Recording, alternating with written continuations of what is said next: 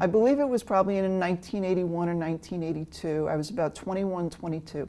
And I had had what was known as spasmodic dysphonia for about 3 years at that point. And I went through a therapy which was designed for stutterers, and it was essentially about breathing at onset, and I'll demonstrate real briefly what it is. My name is Adrienne Simons, and the principle was to hold sounds, to breathe very, very smoothly, diaphragmatic breathing, and to start my voice really, really gently. And I found that this method was so weird that I felt I sounded like a zombie and I couldn't use it in public. And it took many, many years for me to be able to practice this technique and use it when I needed to in the most stressful situations, whether it was public speaking or reading or even answering the phone, which I still have some trouble with now and then.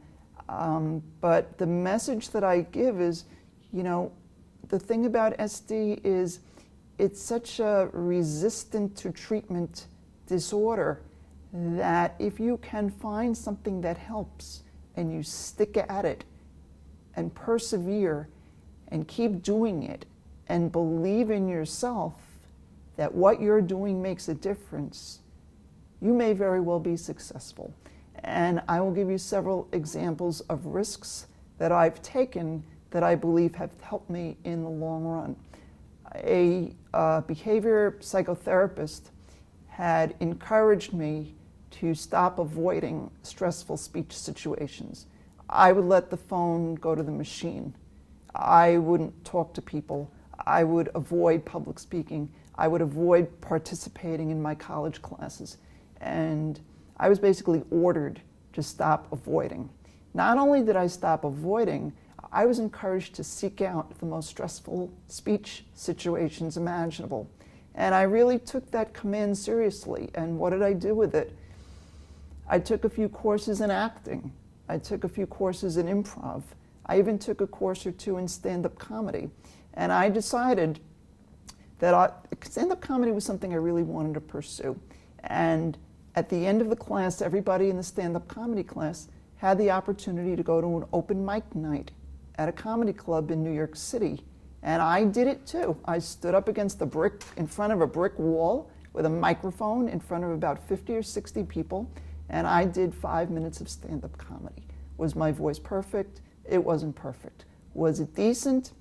It was good enough.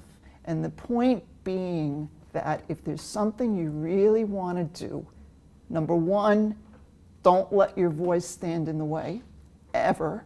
And number two, if there's something you really want to do that's difficult and you're able to do it, doing it will give you the confidence for things that are nowhere as stressful.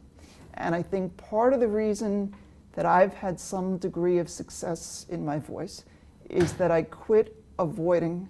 I've sought the most difficult speech situations, from being in a play, doing stand-up comedy, getting up on stage and acting, going through Toastmasters, because if you look for things that are hard and you can do them, things like ordering in a restaurant, things like talking to a friend at lunch, they will really become a lot more easy, a lot easier.